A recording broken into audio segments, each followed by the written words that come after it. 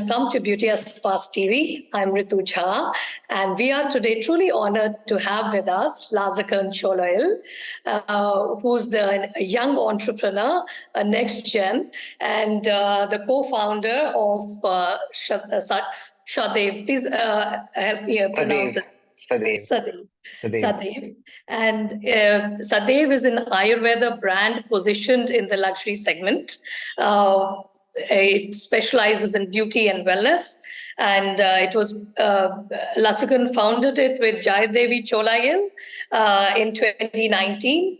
And it was inspired and rooted in their ancestral practice that spans 3 generations. The ethos of Sadhev is embedded in the treatments and recipes of their forefather, Brahmashi Cholayil, a renowned Ayurvedic healer and physician. For Lasakan, Sadhev is where the science of wellness seamlessly comes together with the art of Ayurveda.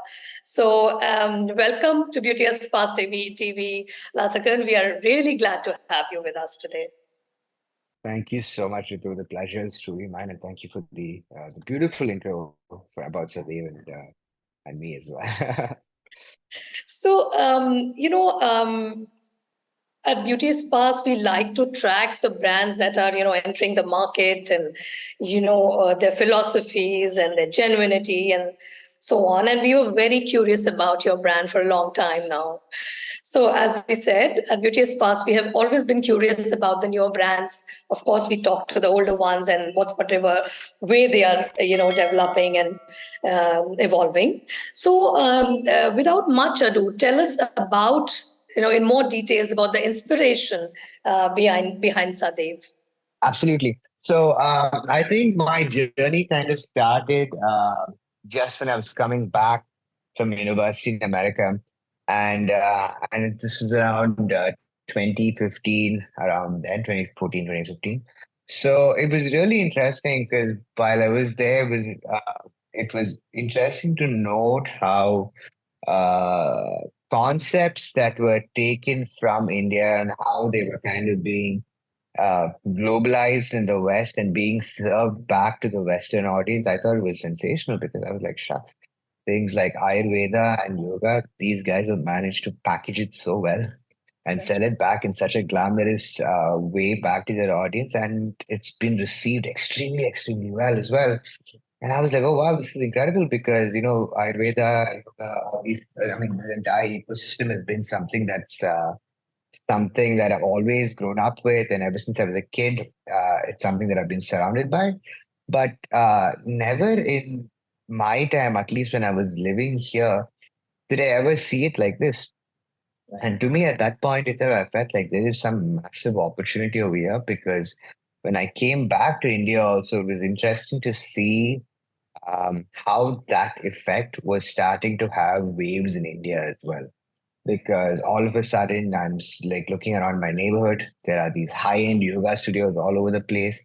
Ayurveda is coming in all shapes and forms and whatnot. It wasn't just Ayurveda wasn't just limited to the mass market anymore. It wasn't about these concoctions and kashayams that I always grew up with. It was interesting to see how they were being repackaged and reformatted as well. And it was during that time, I think, also when brands such as Forest Essentials and Kama and whatnot were really starting to become a prominent name within the space as well. And after I got back, initially my plan, I was being inducted into the family business. As you know, my family has been practicing Ayurveda for over 3 generations now. And at least if you take, and I think the flagship product that has emerged from this practice was Medimix, which is today a 50-year-old household name in India today. And Medimix as a brand was always something that always specialized in catering towards the mass market, and it did well in this space. However, I felt like while I was being inducted into the business, I felt like while Medimix does really well, it does have certain limitations as well, especially to keep up with the rapidly changing and evolving times and customer preferences that we're going about. And I always knew that Medimix, while it did well in the mass market, for Medimix to come into the premium space was always going to be a bit of a challenge because because it is difficult to kind of re-engineer what the Brand is customer's perception of the yes. brand so far, right? So I sat down with my mother and I was talking to her over a dinner table conversation. I was like, no, how about we do something a little different? Right. We have the resources for Ayurveda, which has been in our bloodline essentially for all these years. But what if we take that and add our own little spin on it? Because one thing during this entire journey and during my life, I've always been very fascinated, especially by art and design and photography and whatnot. And I kind of wanted to try to combine my love for these fields and also see if I could combine that with my family business and Mhm. see if I could create something unique and something which is truly my own. And So, so that's when we started slowly putting the building blocks together. And finally, in on the 14th of September in 2019 is when we decided to unveil Sadhev to the world. great. So basically, you have a family legacy going back over 2 centuries, and Almost, yes. yeah. So how have you tried to kind of bring it into the brand? So how I brought it into the brand was my main pain point with Ayurveda while growing up was Ayurveda always, while it was effective and people definitely did see benefits out of using um, such approaches. Right. Biggest pain point with Ayurveda was that Ayurveda was always seen as something that was potentially it took a long time to see the effects. It was cumbersome, and sometimes the whole process itself could be, it involved a lot of pungent oils. It involved a lot of Yeah. messy rituals and whatnot. Right. And that was always a big pain point that I saw because, in today's day and age where we all live such space lives, we're always thinking about what to do next. And we're trying to minimize time to get there as much as we can. It doesn't really work hand in Yeah. hand for our lifestyle today, right? So I address this as the problem statement and Right. try to work around solutions based on this. So my objective was to kind of have Ayurveda, but in modern formats instead. By modern formats, I mean using formats such as gels or serums or lotions or anything that was easy for the consumer to apply. It was quick. It Oh, gave the same benefit as Ayurveda, and also at the same time, I also thought this we shouldn't necessarily just limit ourselves to Ayurveda. While Ayurveda is our roots, I also really wanted to combine modern science into it as well. That's why if you see Sadhev today is a blend of both worlds. It has Ayurveda in its core, but at the same time, we also have modern scientific ingredients, like say, for example, hyaluronic acid or naturally derived retinol and whatnot, because these are ultimately ingredients that work really well. And when you combine this with Ayurveda, the end product is beautiful because you ultimately get something that is chemical free. There are no right. nasties in it, essentially. It's Mhm. it has all the goodness, but at the same time, it's able to give you non-harmful as well as effective solutions for the problems that you're Sure. seeking out for. Sure. So, going on to the positioning of the brand, Lasakan, you position the brand as luxury Ayurveda. Could you explain how you've set the price points for the same? So the thing is, the price points are actually in tangent with the quality that we try to offer. So at Sadhv, a good portion of our ingredients are actually grown um, at our own farm, which is in the outskirts of Chennai. It's called Sadevana. And we do a lot of backward integration. And another thing that we try to make sure is that, I mean, ingredients are ultimately what's going to make or break your product, right? It's like food, even, bad ingredients equal bad food and good ingredients equal great food. So using that concept, the ingredients that we use are always, we try to source the highest quality that is available. And that is also, we also make sure that it is sustainably sourced. And we try to be as responsible as we can when it comes to this. And as a result, when we put everything together, the product is definitely a little bit more on the pricier side. But then with this, what we're able to assure is that we're able to assure consistent quality. And at the same time, it's only the best for your skin. So I'm sure that with D2C, data mining becomes a little bit more easier than it might be for the retailers. What kind of what have you noticed? What are your leading products currently? Yeah, you were talking about data mining. That's what I Yeah, heard was last. I said that since you've launched as a D2C brand, what is it becomes relatively easier to perhaps understand the your customer as well as what products are doing well. So if you could just tell us what's your experience been in the last few years of your existence. What are the leading products? So no, it's such a.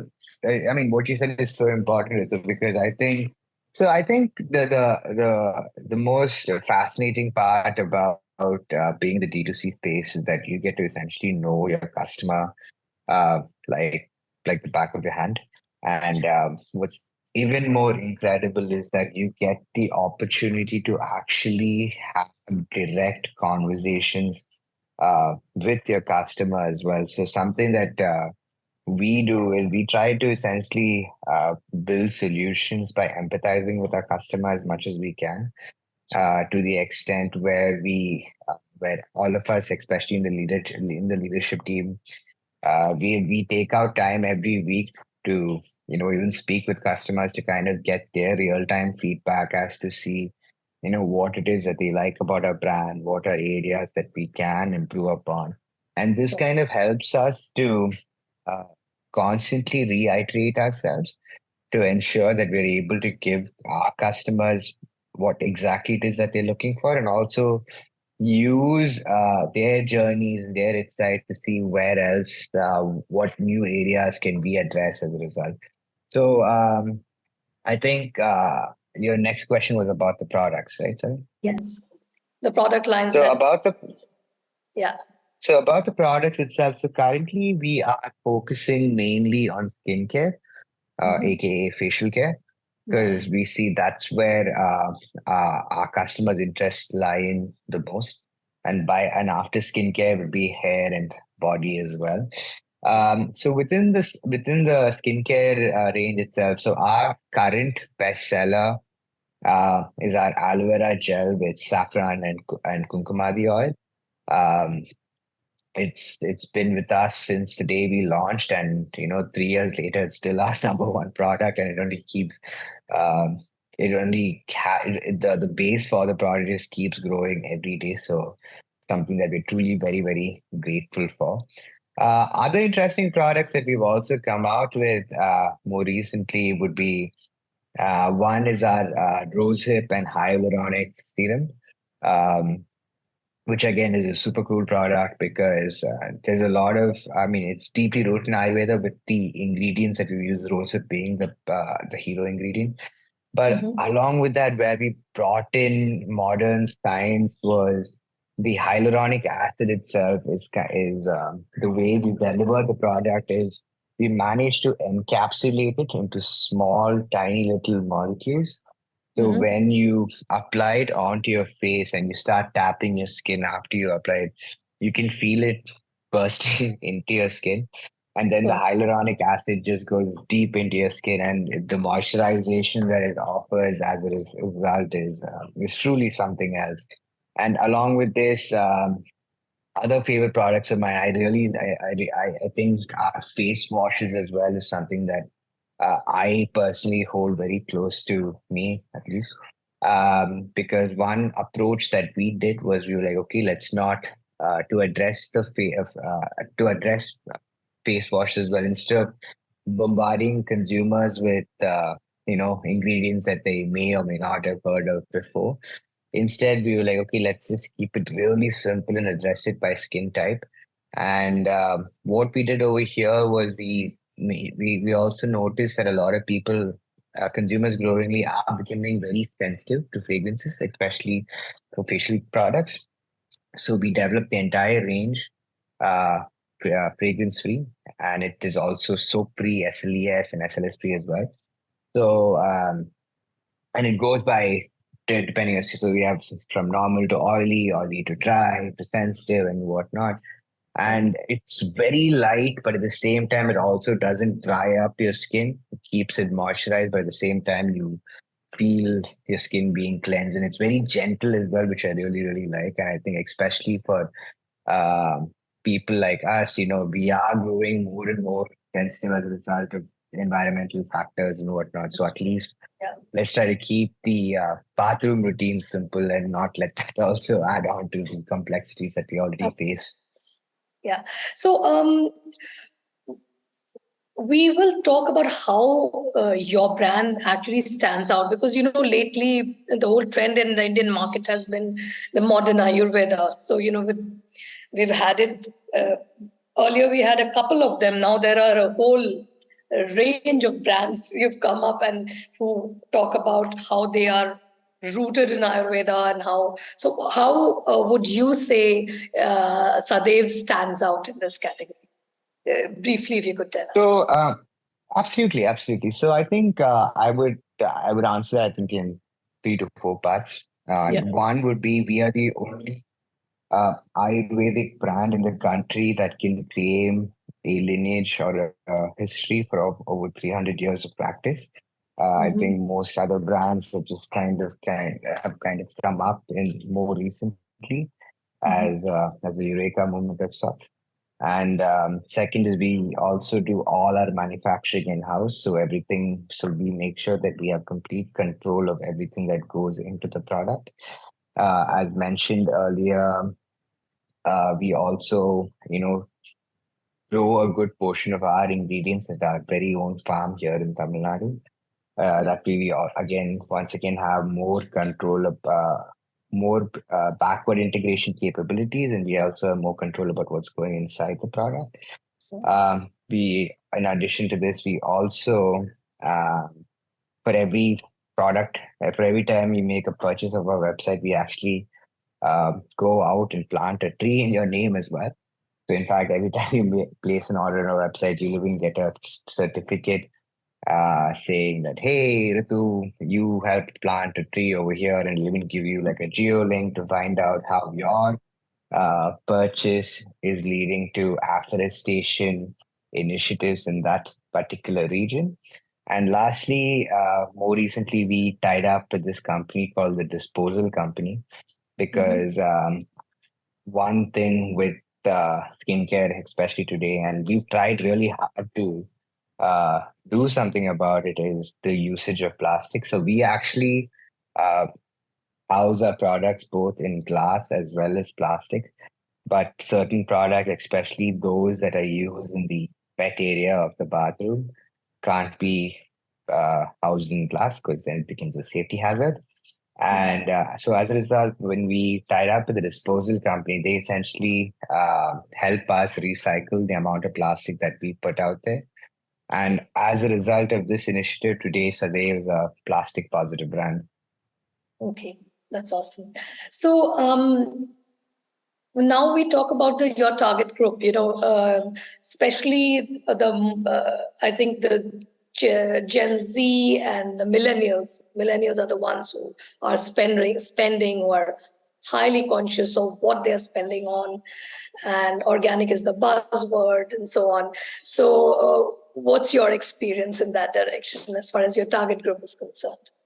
So, I mean, like you rightly said, I think it's the millennials who kind of drive a majority of our audience, followed by Gen Z, and of course, the baby boomers who come before the millennials also definitely play a huge role for the Sadhdev audience. But what's interesting is the millennials in particular are very informed.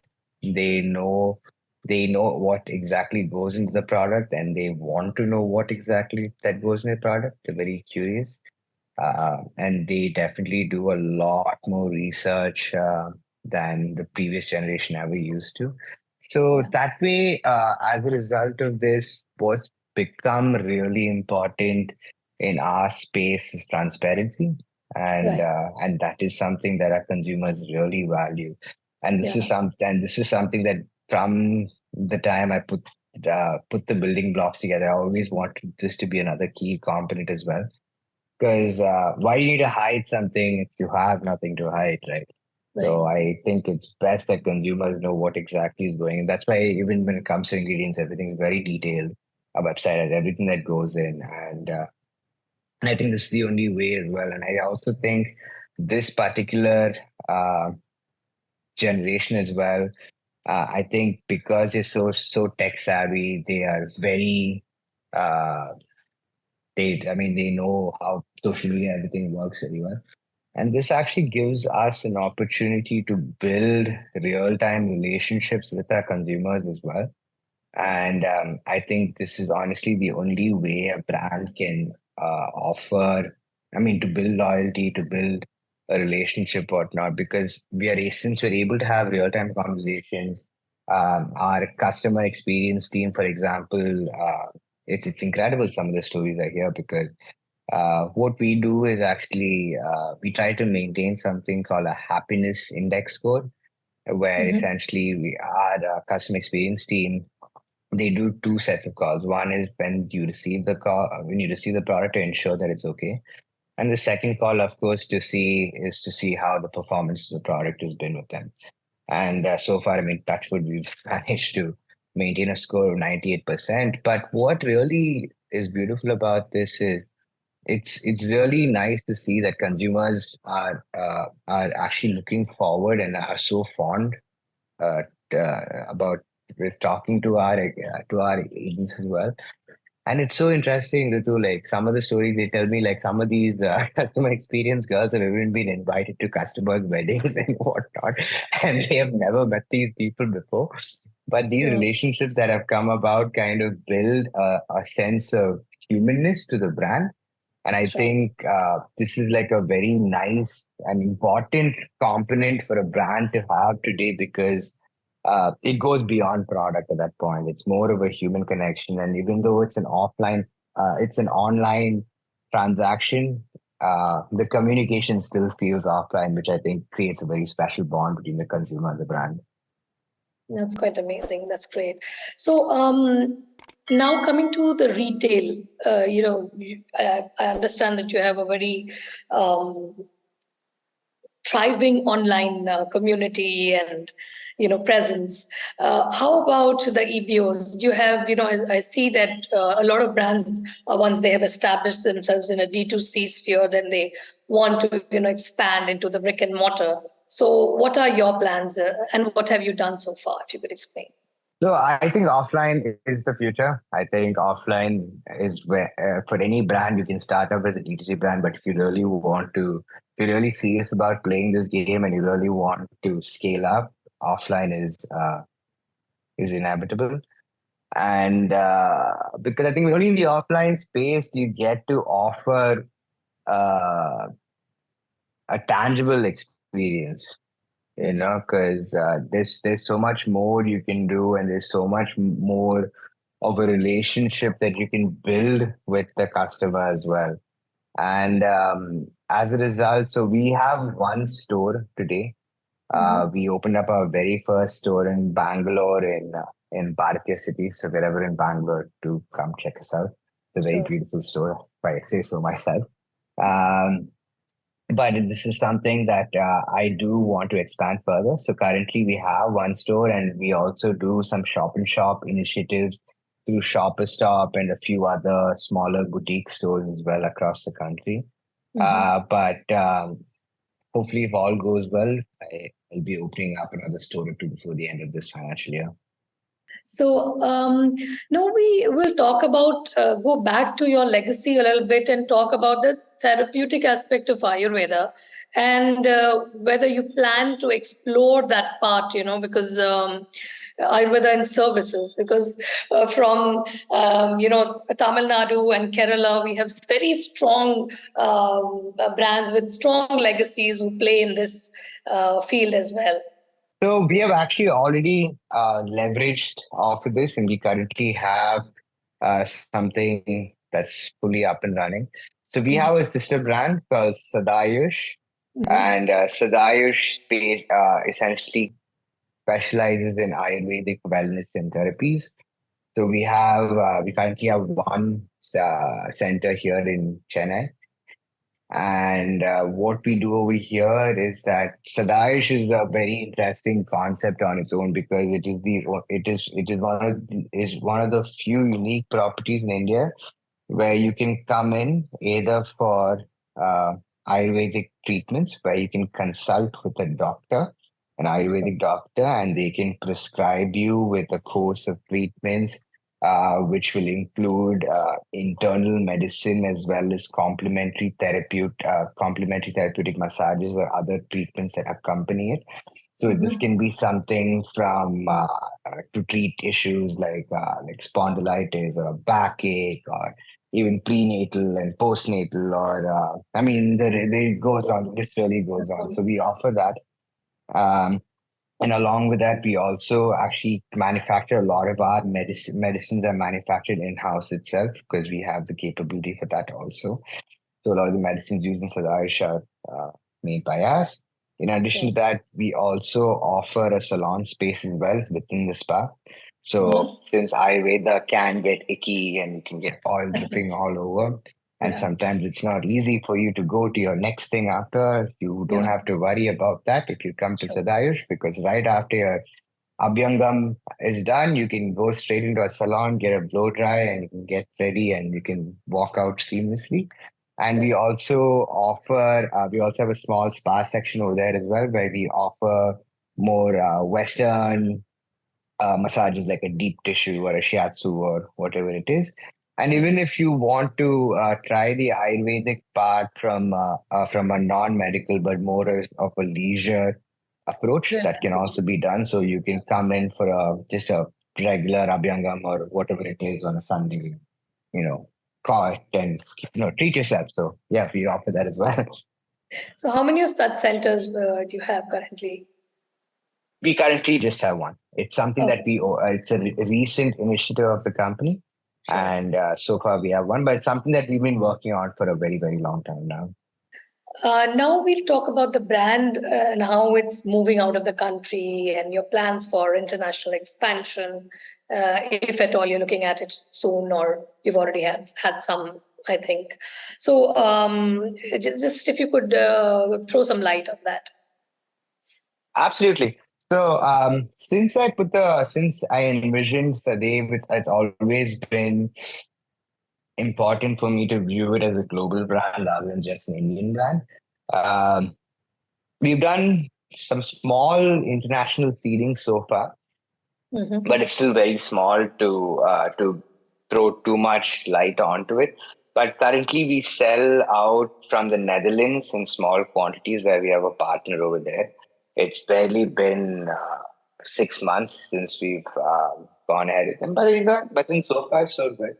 Mm-hmm. We do receive orders from them every other month, so I think things are definitely moving well. Sure. But we per se haven't, aggressively chased international expansion yet Mm-hmm. because I personally feel we're just kind of setting up our base in India and we're just kind of cementing our foundation over here. So we don't want to spread ourselves too thin as well. Nonetheless, being global is still very important to me and it's still always in the front of my mind. And going forward, in the years to come, it's something that I definitely want to make a bigger and more key component of our offering. Sure. So definitely we talk about finally about a grand vision that you have for the brand and in fact how you balance your the mass appeal that Medimix has had, establishing itself so strongly in its area. And then Sadhev, which is much more exclusive and luxury. So how do you see this panning out, the balance happening and moving forward? What's your vision about it? I think what's interesting is now when you look at the company as a whole, we are today Cholayil Private Limited is now a company that is able to cater to different price points in different categories. We have Medimix for the masses, then we have Cuticura for the middle, and then we have Sadev for the higher end, more premium audience. And today, I think the company is being now viewed more holistically as we have different products to cater to different price points. And as a result of this, we also have a very strong R&D, which plays as a very important backbone, if you call it, for the functioning of this. So now we have the versatility and the flexibility to cater to more specialized markets as well. Makes sense. So I think we're done with the formal part of the interview. We have a little Okay. informal part remaining where we talk to our Okay. guests about their own personal, your personal care and wellness choices that you have. How do you lead? What you use for your, skincare, and your wellness choices that you make on a daily basis, if you would like to share it with us, and also the fragrances that you might like. Okay. Sure. Yeah. Fun. So for skincare, it's Sadev, and some Medimix as well Okay. because you can't forget your roots.